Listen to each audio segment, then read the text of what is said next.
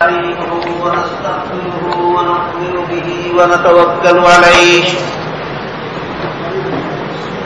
ونعوذ بالله من شرور أنفسنا ومن سيئات أعمالنا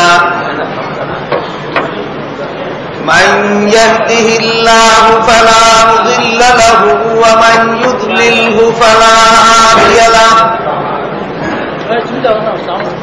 ونشهد أن لا إله إلا الله وحده لا شريك له ونشهد أن سيدنا ونبينا ومولانا محمدا عبده ورسوله صلى الله تعالى عليه وعلى آله وأصحابه وبارك وسلم أما بعد فأعوذ بالله من الشيطان الرجيم بسم الله الرحمن الرحيم وما آتاكم الرسول فخذوه وما نهاكم عنه فانتهوا وقال رسول الله صلى الله عليه وسلم من تمسك بسنتي عند فساد أمتي فله أجر 100 شهيد أو كما قال عليه الصلاة والسلام हजरत उलमाए किराम मुहतरम हाजिरीन আপনারা জেনে থাকেন অধ্যকার এই মুবারক সমাবেশ এই সম্মেলন সুন্নতে রাসূল সম্মেলন নামে আয়োজিত। তাই সুন্নতে রাসূল অর্থ হল রাসূলের সুন্নত। রাসূলের সুন্নত কথাটা এই সম্মেলনে আমাদেরকে খুব পরিষ্কারভাবে সুস্পষ্টভাবে বুঝে নেওয়া দরকার যে রাসূলের সুন্নত বলতে কি বোঝায়। হাদিস শরীফে রাসূল করিম সাল্লাল্লাহু আলাইহি ওয়াসাল্লাম বলেন, যে যুগে আমার উম্মতেরা আমার সুন্নত থেকে দূরে সরে যাবে সেই যুগে যারাই আমার সুন্নতে অটল থাকবে তারা 100 শহীদের সওয়াব পাবে। অন্য হাদিসে রাসূল করিম সাল্লাল্লাহু আলাইহি ওয়াসাল্লাম বলেন, যে ব্যক্তি আমার সুন্নতকে মহব্বত করলো সেই আমাকে মহব্বত করল, আর যে আমাকে মহব্বত করলো সে আমার সাথে জান্নাতে যাবে। অন্য হাদিসে রাসূল করিম সাল্লাল্লাহু আলাইহি ওয়াসাল্লাম বলেন, যে ব্যক্তি আমার সুন্নত ছেড়ে দিল, আমার সুন্নত থেকে বিমুখ হয়ে গেল, আমার সুন্নত থেকে দূরে সরে গেল, সেই ব্যক্তি আমার লোক নয়। এই সমস্ত হাদিসের মর্ম বোঝার জন্য আমাদের সুন্নতে রাসূল বা রাসূলের সুন্নত বলতে কি বোঝায় তা সুস্পষ্টভাবে বোঝা দরকার। রাসূলের সুন্নত কথাটা সর্বমোট 3টা অর্থে ব্যবহৃত হয়। রাসূলের সুন্নত কথার অর্থ 3টা। 1 নম্বর রাসূলের সুন্নত অর্থ রাসূলের হাদিস।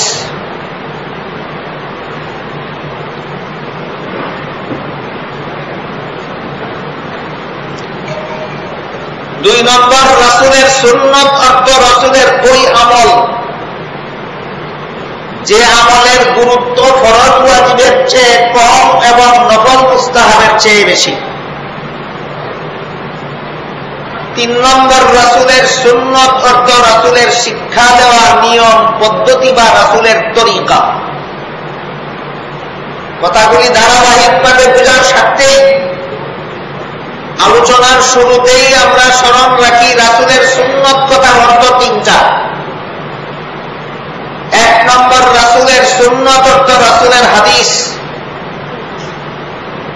2 নম্বর রাসূলের সুন্নত অর্থ রাসূলের আমল। 3 নম্বর রাসূলের সুন্নত অর্থ রাসূলের তরিকা। রাসূলের হাদিস, রাসূলের আমল, রাসূলের তরিকা, এর প্রত্যেকটা অর্থই বিরাট আলোচনা সাপেক্ষ, বিরাট ব্যাখ্যা সাপেক্ষ। রাসূলের হাদিস বলতে কি বোঝায়? হাদিস উম্মতের কোন কাজে লাগে।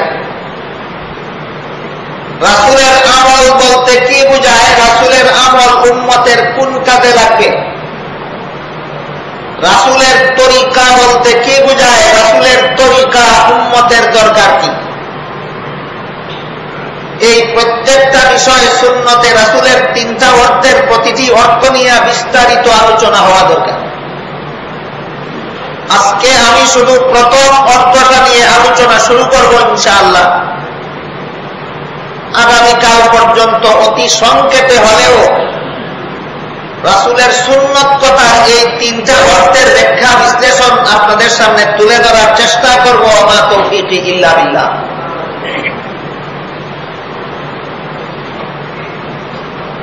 ইসলামী শরীয়তের সর্বমোট দলিল হল 4টা। 4 দলিল দ্বারা ইসলামের বিধিবিধান প্রমাণিত হয়।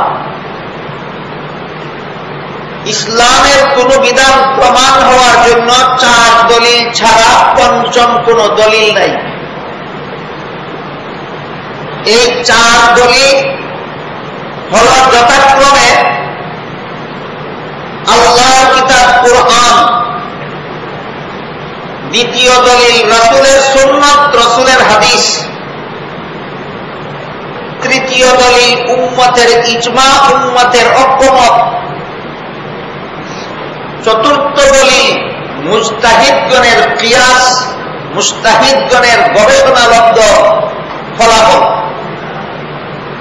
সংক্ষেপে আমরা মনে রাখি, ইসলামের কোন বিধান প্রমাণ হওয়ার জন্য হয়তো কুরআনের আয়াতের দ্বারা প্রমাণিত হবে, আর না হয় রাসূলের হাদিসের দ্বারা প্রমাণিত হবে, আর না হয় উম্মতের ঐক্যবদ্ধ সিদ্ধান্তের দ্বারা প্রমাণিত হবে, আর না হয় মুজতাহিদগণের কিয়াসের দ্বারা প্রমাণিত হবে। কুরআন, হাদিস, ইজমা, কিয়াস কথাগুলি যারা জানে না যে ইসলামী কোন বিধান প্রমাণ হওয়ার জন্য 4 দলিলের কোন একটা দলিল দ্বারা প্রমাণ হতে হবে, এই কথাগুলিও যারা জানে না, এদের অনেকেই আজকাল দেখতে পাওয়া যায় তারা কথায় কথায় হাদিস দ্বারা দলিল দেওয়ার চেষ্টা করে। হাদিস তো পড়েই নাই, বুঝবে এদের কথা।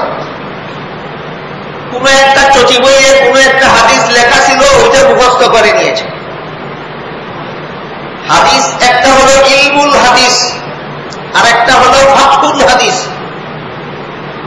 একটা হলো হাদিস জানা, আর একটা হলো হাদিস বুঝা।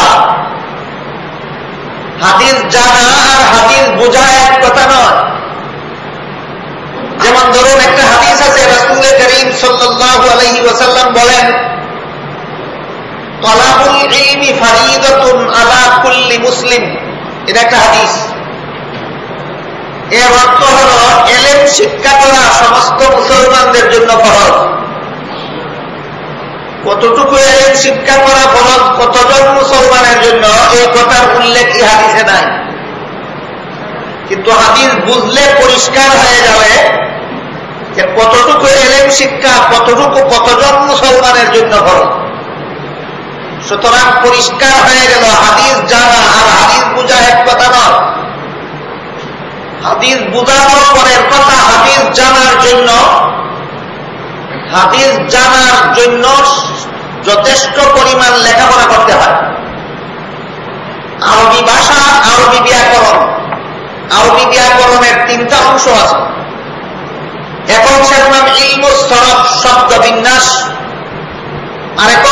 নাম ইলমুন নাহু, বাক্য বিন্যাস, আরেক অংশের নাম ইলমুল বালাগাত, অলংকার শাস্ত্র।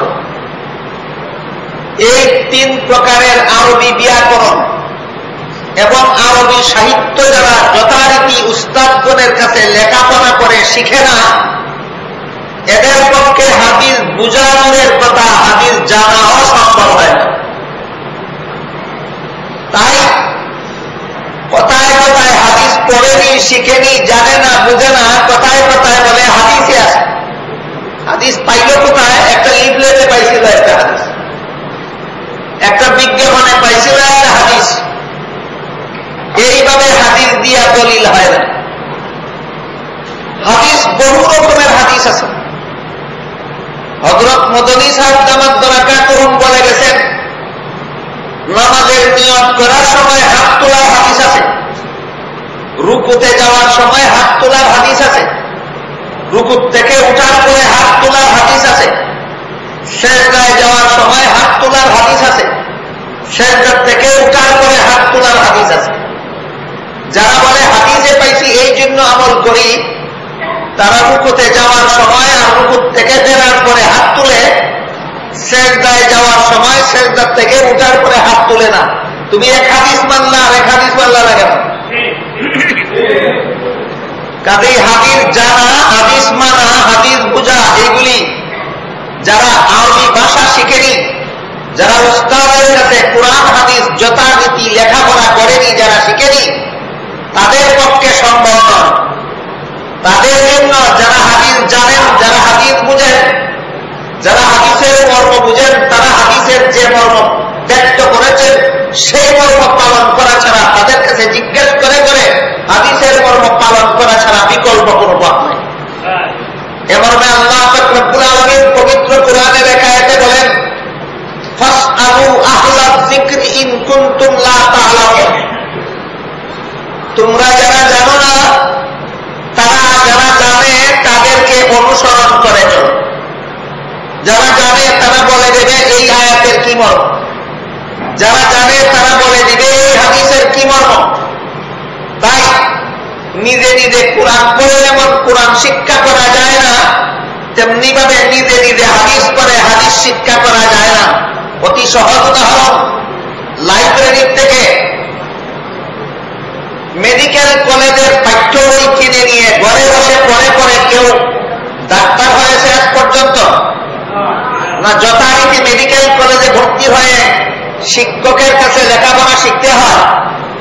যেমন ভাবে মেডিকেল কলেজের পাঠ্য বই লাইব্রেরি থেকে কিনে নিয়ে নিজে নিজে পড়লে ডাক্তার হওয়া যায় না, তেমনি ভাবে লাইব্রেরি থেকে কিনে নিয়ে কোরআনের ট্রান্সলেশন এবং হাদিসের ট্রান্সলেশন কিনে নিয়ে ঘরে বসে নিজে নিজে পড়ে দিলেই আলেম হওয়া যায় না।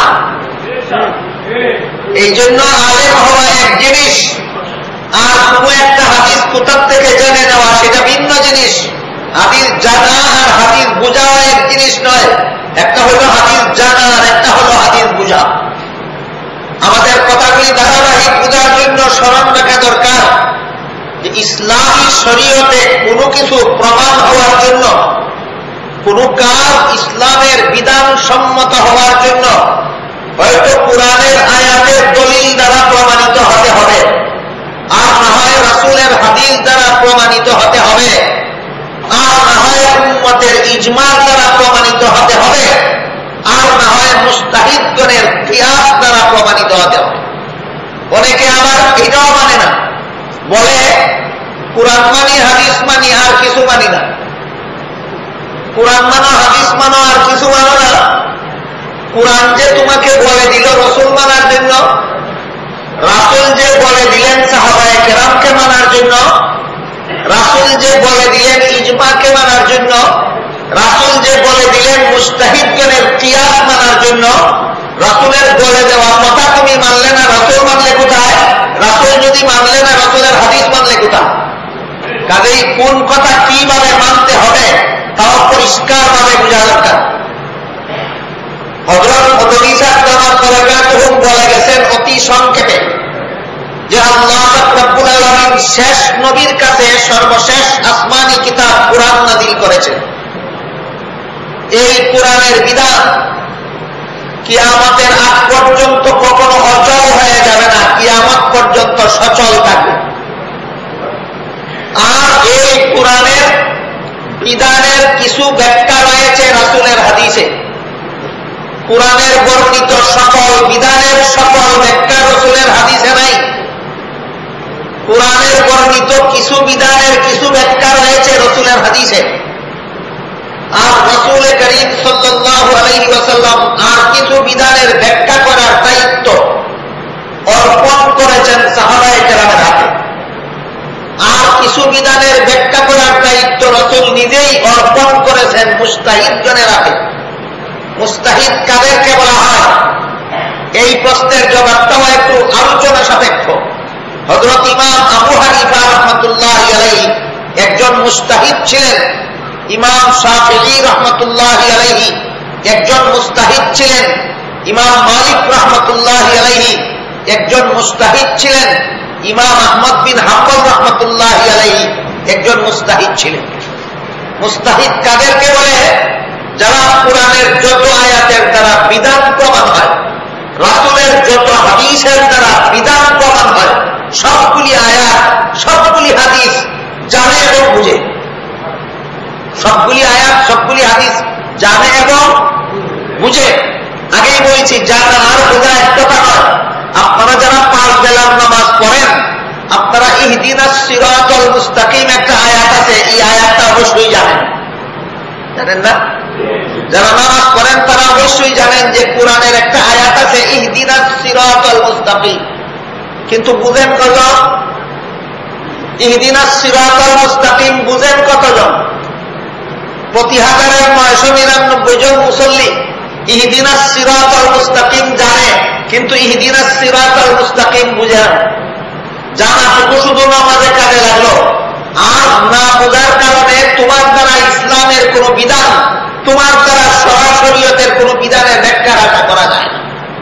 কাজেই রাসূল করিম সাল্লাল্লাহু আলাইহি ওয়াসাল্লাম আল্লাহর পক্ষ থেকে যে সমস্ত বিধান সুস্পষ্টভাবে কোরআনে বর্ণিত নয়, যে সমস্ত বিধান সুস্পষ্টভাবে হাদিসে বর্ণিত নয়, ওই সমস্ত বিধানের ব্যাখ্যা বিশ্লেষণ করার জন্য সাহাবায়ে কেরামের হাতে দায়িত্ব অর্পণ করেছেন, মুজতাহিদগণের হাতে দায়িত্ব অর্পণ করেছেন।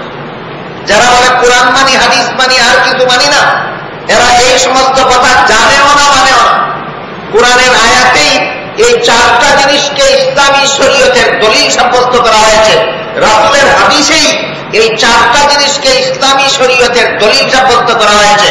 পবিত্র কোরআনের সূরা নিসা এর 59 নম্বর আয়াতে আল্লাহ বলেন, ইয়া আইয়ুহাল্লাযীনা আমানু, হে ঈমানদারগণ, আতিউল্লাহ, আল্লাহর হুকুম মানো, আতিউর রাসূল, রাসূলের হুকুম মানো, ওয়া উলিল আমরি মিনকুম, উলুল আমরের হুকুম মানো, ফাইন তানাযাতুম ফি শাইইন ফারুদ্দুহু ইলাল্লাহি ওয়ার রাসূল। এই যে আয়াত সূরা নিসার 59 নম্বর আয়াত, এই আয়াতের ব্যাখ্যায় তাফসীরে কবিরে উল্লেখ আছে, আতিউল্লাহ বলে আল্লাহ ইসলামী শরীয়তের প্রথম দলিল আল্লাহর কোরআনকে সাব্যস্ত করেছেন। আতিউর রাসূল বলে আল্লাহ ইসলামী শরীয়তের দ্বিতীয় দলিল রাসূলের হাদিসকে সাব্যস্ত করেছেন। ওয়া উলিল আমরি মিনকুম বলে আল্লাহ ইসলামী শরীয়তের তৃতীয় দলিল উম্মতের ইজমা বা ঐক্যবদ্ধ সিদ্ধান্তকে সাব্যস্ত করেছেন। ফাইন তানাযাতুম বলে আল্লাহ মুজতাহিদ ইমামগণের বিশ্লেষণকে ইসলামী শরীয়তের দলিল সাব্যস্ত করেছেন। বুঝে থাকলে বলুন, ইসলামী শরীয়তের দলিল মাত্র 2টা, কোরআন আর হাদিস, না 4টা? এই 4 দলিলের কথাও কোরআনে আছে কি নাই? সুতরাং যারা বলে 2 দলিল মানে 4 দলিল মানে না, এরা সূরা নিসা 59 নম্বর আয়াত মানে না। কথা পরিষ্কার হইল কিনা? 59 নম্বর আয়াতে বলে ইসলামী শরীয়তের দলিল 4টা, এরা বলে 2টা। সুতরাং এরা এই আয়াতের অর্ধেক মানে না। আল্লাহ পাক রব্বুল আলামিন এতে বলেন, আফাতুমিনুনা বিবাদিল কিতাবি ওয়া তাকফুরুনা বিবাদ, ফামা জাযাউ মান ইয়াফআলু যালিকা মিনকুম ইল্লা খিযুন ফিল হায়াতিদ দুনিয়া ওয়া ইয়াওমাল কিয়ামাতি ইউরাদ্দুনা ইলা আশাদ্দিল আযাব ওয়া মাল্লাহু বিগাফিলিন আম্মা তা'মালুন। তোমরা কি আল্লাহর কিতাবের এক অংশ মানবে না? এমন দুষ্টামি যারা করবে আল্লাহ বলেন আল্লাহ এদেরকে দুইটা শাস্তি দেবেন, একটা দুনিয়ার জীবনের লাঞ্ছনা আর একটা পরকালে জাহান্নামের ভয়ঙ্কর আযাব। সুতরাং কোরআনে আল্লাহ যা কিছু বলেছেন সবকিছুই মানতে হবে। সূরা নিসার 59 নম্বর আয়াতে ইসলামী শরীয়তের 2 দলিল উল্লেখ করেছেন আল্লাহ, 4 দলিল। আতিউল্লাহ বলে আল্লাহর কোরআনকে ইসলামী শরীয়তের দলিল সাব্যস্ত করেছেন। আতিউর রাসূল বলে রাসূলের হাদিসকে ইসলামী শরীয়তের দলিল সাব্যস্ত করেছেন। উলিল আমরি মিনকুম বলে উম্মতের ঐক্যবদ্ধ সিদ্ধান্তকে ইসলামী শরীয়তের দলিল সাব্যস্ত করেছেন, যাকে ইসলামী পরিভাষায় উম্মতের ইজমা বলা হয়। ফাইন তানাযাতুম বলে মুস্তাহিদ ইমামগণের ভিন্ন ভিন্ন ফয়সালা, ভিন্ন ভিন্ন সমাধানকেও ইসলামী শরীয়তের দলিল সাব্যস্ত করেছেন।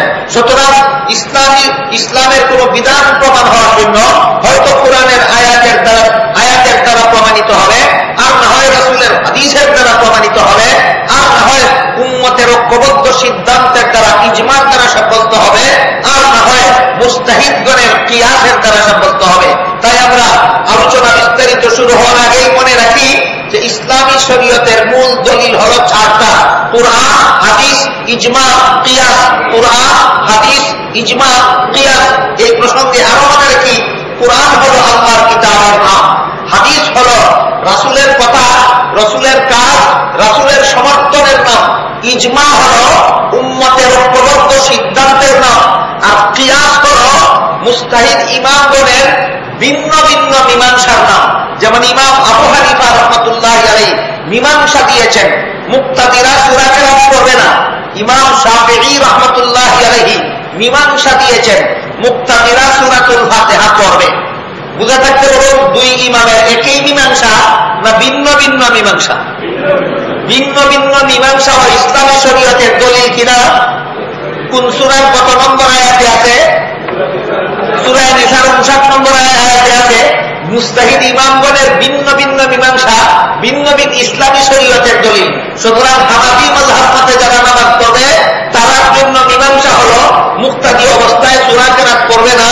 ইমাম শাফিঈ রাহমাতুল্লাহি আলাইহির মাযহাব মতে যারা নামাজ পড়বে তাদের মীমাংসা হলো এরা সূরাতুল ফাতিহা পড়বে। কিন্তু যারা কোনো মাযহাব মানে না, এরা সূরাতুল ফাতিহা পড়লেও জবাব দিতে হবে কোন দলিলের দ্বারা পড়লা তুমি, না পড়লেও জবাব দিতে হবে কোন দলিলের দ্বারা সারলা তুমি।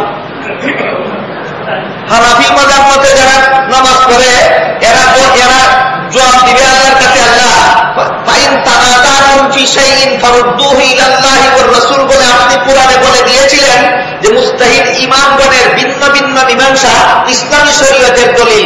সুতরাং ইমাম আবু হানিফার মীমাংসা মতো আমরা সূরা ফাতিহা পড়িনি। শাফিঈ মাযহাব মতে যারা নামাজ পড়ে তারা আল্লাহর কাছে জবাব দিবে, হে আল্লাহ, সূরা নিসার 59 নম্বর আয়াতে আপনি ব্যক্ত করে দিয়েছিলেন মুস্তাহিদ ইমামগণের মীমাংসা ইসলামী শরীয়তের দলিল। সুতরাং মুস্তাহিদ ইমাম শাফিঈর মীমাংসা মতো আমরা ইমামের পিছনে সূরাতুল ফাতিহা পড়েছি। কিন্তু যারা না মানে কোনো মাযহাব, না মানে কোনো ইমাম, এরা সূরা ফাতিহা পড়লেও জবাব দিতে পারবে না কার কথায় বললো, সারলেও জবাব দিতে পারবে না কার কথায় সারলো। এই জন্য আমাদের ভালো রকম স্মরণ রাখা দরকার যে ইসলামের বিধিবিধান শুধু কোরআনের দ্বারা প্রমাণিত হয় না, শুধু হাদিসের দ্বারা প্রমাণিত হয় না, উম্মতের ইজমার দ্বারাও ইসলামের বিধান প্রমাণিত হয় এবং মুস্তাহিদ ইমামগণের মাযহাবের ইমামগণের মীমাংসার দ্বারাও ইসলামের বিধান প্রমাণিত হয়। এই কথাগুলি সূরা নিসার কত নম্বর আয়াতে আছে? এবার আমি কয়েকটা উদাহরণ দেব আপনাদের। কোরআনের আয়াতের দ্বারা যে সমস্ত বিধান প্রমাণিত হয় এর মধ্যে একটা হলো রমজান মাসে রোজা রাখা ফরজ। রমজান মাসে রোজা রাখা ফরজ, এটা ইসলামের একটা বিধান। কোন দলিলের দ্বারা প্রমাণিত? প্রথম দলিল আল্লাহর কিতাব কোরআনের দ্বারা প্রমাণিত। আল্লাহ বলেন, শাহরু রমাদান আল্লাযী উনজিলা ফীহিল কুরআন হুদাল লিন-নাসি ওয়া বায়্যিনাতিন মিনাল হুদা ওয়াল ফুরকান ফামান শাহিদা মিনকুমুশ শাহরা ফালইয়াতুম। রমজান মাস কুরআন নাযিলের মাস। এক বিশেষ ব্যাখ্যা মতো রমজান মাস কুরআন নাযিলের মাস। তোমাদের যেই রমজান মাস পাবে তার জন্যই রোজা রাখা ফরজ হবে। বুঝে থাকলে বলুন, রমজান মাসে রোজা রাখা ফরজ, এই কথাটা ইসলামের একটা বিধান। কিসের দ্বারা প্রমাণিত? কুরআনের দ্বারা প্রমাণিত। এবার আসেন 5 বেলার নামাজ। এই 5 বেলার নামাজের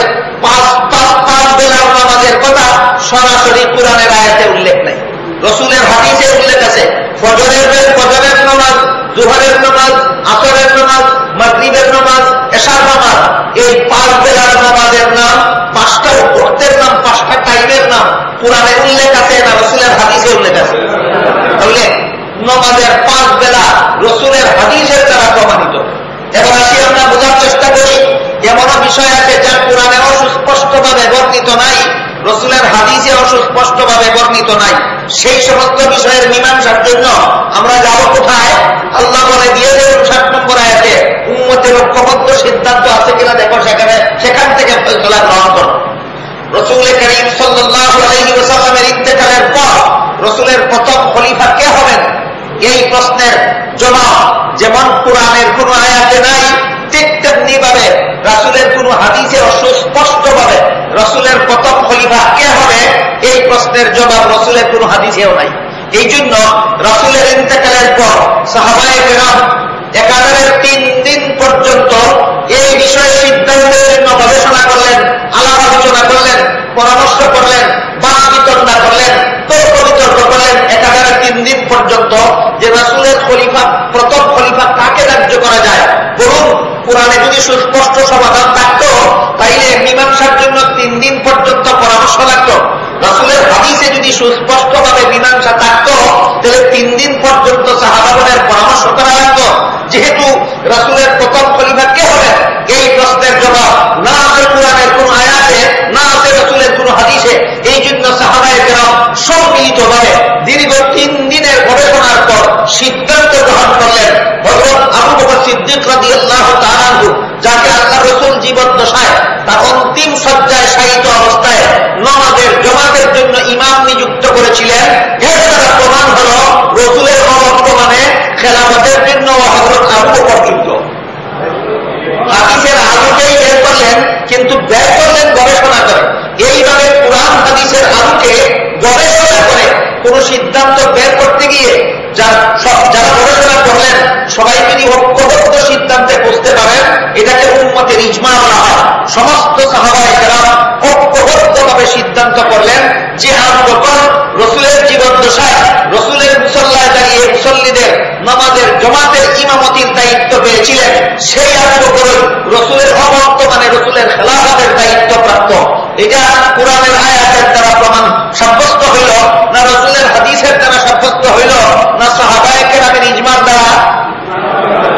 তুমি যে কুরআন হাদিস ছাড়া আর কিছু মানো না, এবার তুমি বলো তো আবু বকরকে রাসূলের প্রথম যোগ্য খলিফা মানো কিনা মানো না?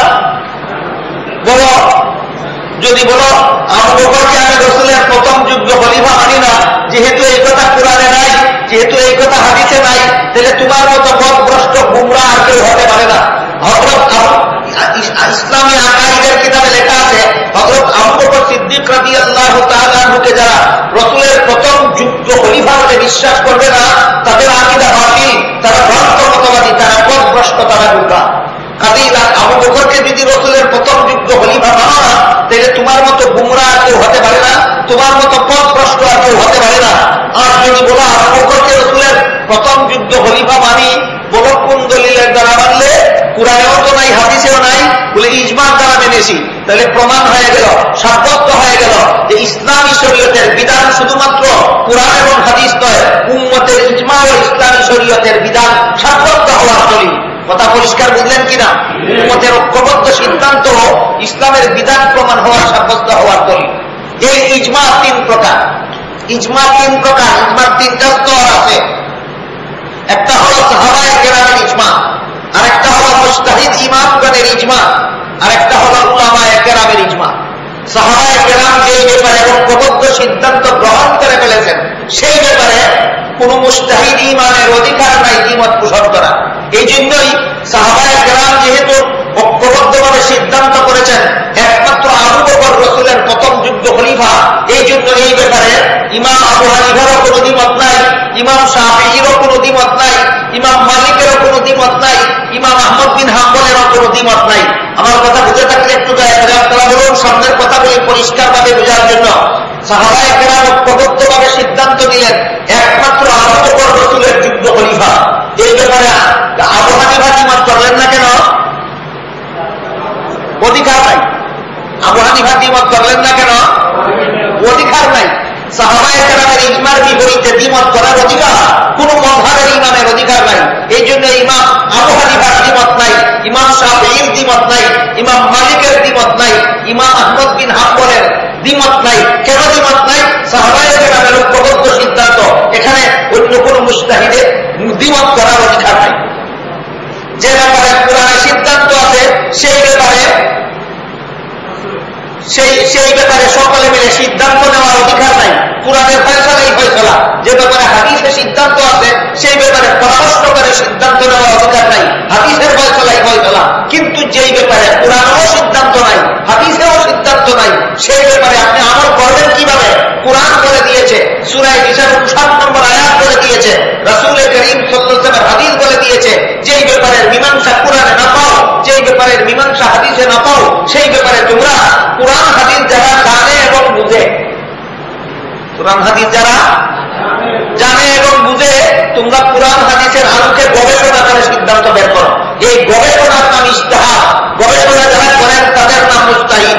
এইরকম গবেষক ছিলেন, এইরকম মুজতাহিদ ছিলেন ইমাম আবু হানিফা রাহমাতুল্লাহি আলাইহি, ইমাম শাফিঈ রাহমাতুল্লাহি আলাইহি, ইমাম মালিক রাহমাতুল্লাহি আলাইহি, ইমাম আহমদ বিন হাম্বল রাহমাতুল্লাহ। হাদিস শরীফে একটা ঘটনা আছে বিস্তারিত। হযরত মুআয রাদিয়াল্লাহু তাআলা আনহুকে রাসূল করিম সাল্লাল্লাহু আলাইহি ওয়াসাল্লাম ইয়ামান দেশের গভর্নর নিযুক্ত করে যখন পাঠাচ্ছিলেন, তখন রাসূল মুআযকে জিজ্ঞাসা করলেন, মুআয, তুমি ইয়ামান দেশের লোকজনকে সমাধান দিবে কিসের দ্বারা? মুআয বলেন, আল্লাহর কোরআনের দ্বারা। রাসূল বলেন, আল্লাহর কোরআনে যদি কোনো বিষয়ের সমাধান না পাও, মুআয বলেন, রাসূলের হাদিস দ্বারা সমাধান দিব। যেই ব্যাপারে কোনো সমাধান কোরআনে পাবো না, সেই ব্যাপারে রাসূলের হাদিসের দ্বারা সমাধান দেব। রাসূল সাথে সাথে জিজ্ঞাসা করেন মুআযকে, হে মুআয, এমন কোন বিষয় যদি তোমার সামনে আসে যে বিষয়ের সমাধান কোরআনেও না পাও, হাদিসেও না পাও, তখন কি করবে? মুআয বলেন, তখন আমি কোরআন হাদিস এর আলোকে গবেষণা করে সিদ্ধান্ত বের করে দেব। তখন আল্লাহ রাসূল খুশি হয়ে, সন্তুষ্ট হয়ে তার কথা সমর্থন দিয়েছে। পরিষ্কার হইল কিনা হাদিসের দ্বারা যে ব্যাপারে সমাধান কোরআনে পাওয়া যাবে না, যে ব্যাপারে সমাধান হাদিসে পাওয়া যাবে না, সেই ব্যাপারে সমাধান গবেষণা বের করবেন। সমাধান গবেষণা করে বের করবেন কারা?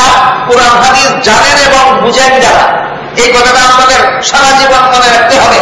যে বিষয়ে কোরআন হাদিসে সমাধান পাওয়া যায় না, সেই বিষয়ে সমাধান বের করে দিবেন কারা?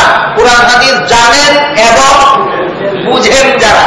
বর্তমান দুনিয়াতে এমন একজন আলেম নাই যিনি যত হাদিসের দ্বারা রাসূলের বিধান প্রমাণিত হয় সবগুলি হাদিস জানেন, এমন একজনও নাই। হাদিসের কিতাব খুলে দেখে দেখে হাদিস বলতে হবে, নিজের জানার থেকে বলতে পারবেন না। তাহলে বর্তমান দুনিয়াতে বিধান সংক্রান্ত সবগুলি হাদিস জানেন এমন একজন আলেমও নাই। এমন অবস্থায় আমাদের করতে হবে কি? যারা জানতেন তাদেরকেই ফলো করতে হবে। আল্লাহ পরিষ্কার বলে দিয়েছেন, ফাসআলু আহলা যিকরি ইন কুনতুম লা তা'লামুন। তোমরা যদি জানো না, তাহলে যারা জানে তাদেরকে ফলো করো। আবু হানিফা সবগুলি হাদিস জানতেন, যে হাদিসের দ্বারা বিধান প্রমাণ হয়, যত হাদিসের দ্বারা ইসলামের বিধান প্রমাণ হয় সবগুলি হাদিস ইমাম শাফিঈ জানতেন। যত হাদিসের দ্বারা ইসলামের বিধান জানতেন সবগুলি হাদিস ইমাম মালিক জানতেন। যত হাদিসের দ্বারা ইসলামের বিধান প্রমাণ হয় সবগুলি হাদিস ইমাম আহমদ বিন হাম্বল জানতেন। তারা শুধুমাত্র মুস্তাহিদ ইমাম ছিলেন না, তারা এক একজন বিখ্যাত মুহাদ্দিস ছিলেন। তারা হাদিসের জ্ঞানী ছিলেন। হযরত ইমাম আবু হানিফার লিখিত হাদিসের কিতাবের নাম মুসনাদে আবি হানিফা। ইমাম শাফিঈ রাহমাতুল্লাহি আলাইহির লিখিত হাদিসের কিতাবের নাম কিতাবুল উম। ইমাম মালিক রাহমাতুল্লাহি আলাইহির লিখিত হাদিসের কিতাবের নাম মুআত্তা মালিক। হযরত ইমাম আহমদ বিন হাম্বল রাহমাতুল্লাহি আলাইহির লিখিত হাদিসের কিতাবের নাম মুসনাদে আহমদ ইবনে হাম্বল। বুঝে থাকতে বলুন ইমাম আবু হানিফা মুসনাদে আবি হানিফা লিখেছেন হাদিস না জানার কারণে। তিনি হাদিস জানতেন কিনা? আবু হানিফা হাদিস জানতেন, এই জন্য হাদিসের কিতাব লিখতে পেরেছেন। ইমাম শাফিঈ হাদিস জানতেন, এই জন্য হাদিসের কিতাব লিখতে পেরেছেন। ইমাম মালিক হাদিস জানতেন, এই জন্য হাদিসের কিতাব লিখতে পেরেছেন। আহমদ বিন হাম্বল হাদিস জানতেন, এই জন্য হাদিসের কিতাব লিখতে পেরেছেন। সুতরাং যে সমস্ত আয়াতের দ্বারা ইসলামের বিধান প্রমাণ হয়, যে সমস্ত হাদিসের দ্বারা ইসলাম এর বিধান প্রমাণ হয়, ওই আয়াতগুলি আর ওই হাদিসগুলি যারা জানে এবং বুঝে তাদের দায়িত্ব হলো যে সমস্ত বিধান কোরআনে হাদিসে পাওয়া যায় না, ওই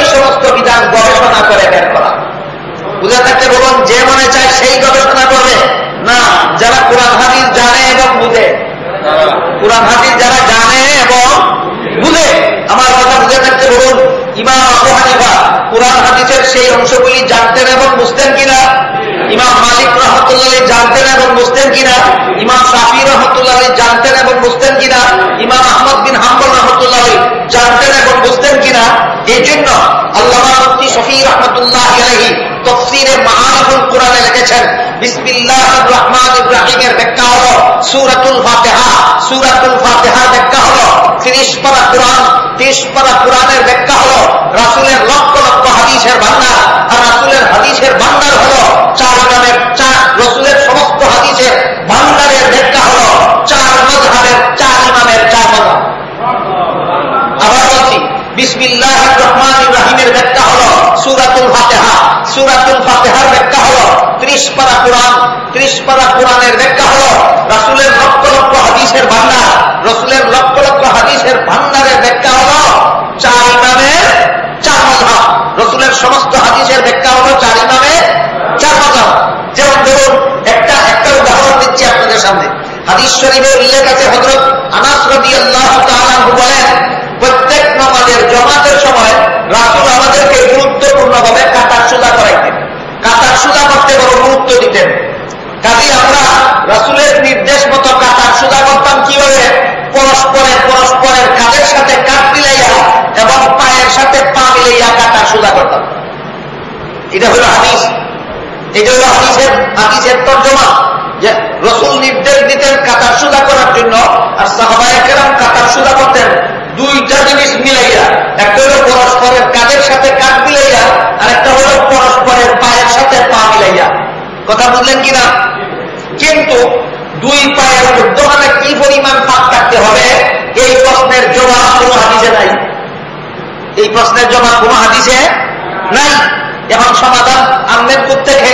আমার এতক্ষণের কথা বুঝে থাকতে বলুন, যেই প্রশ্নের সমাধান পরিষ্কার ভাষায় কোরআনে পাওয়া যায় না, যেই প্রশ্নের সমাধান পরিষ্কার ভাবে হাদিসে পাওয়া যায় না, সেই প্রশ্নের সমাধান পাবেন কোথায়?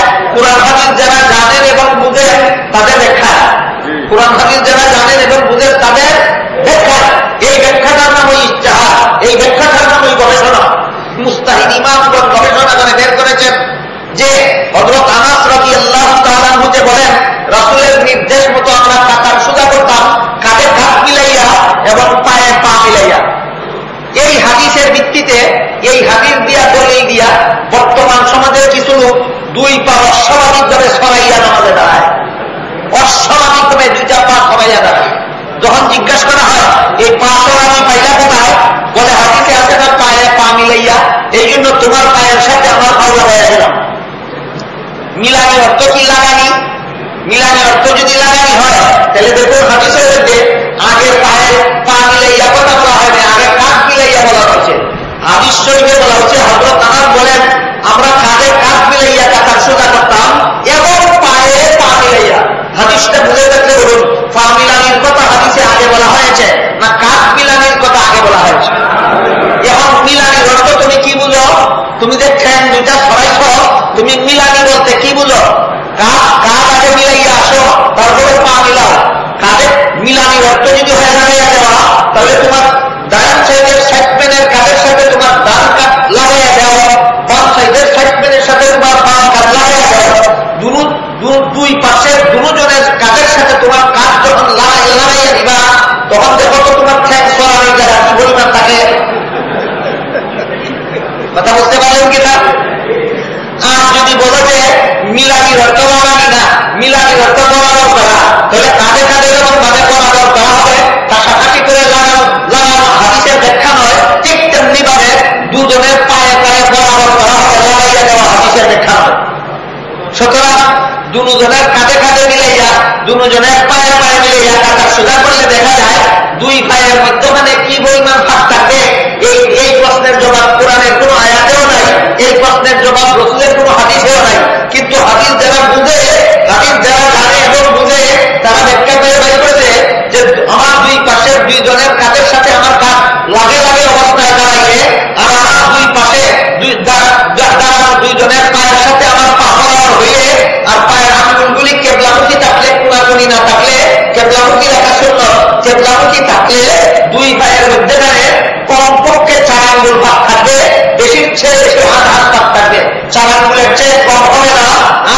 চেয়ে বেশি হবে না, এই সিদ্ধান্তটা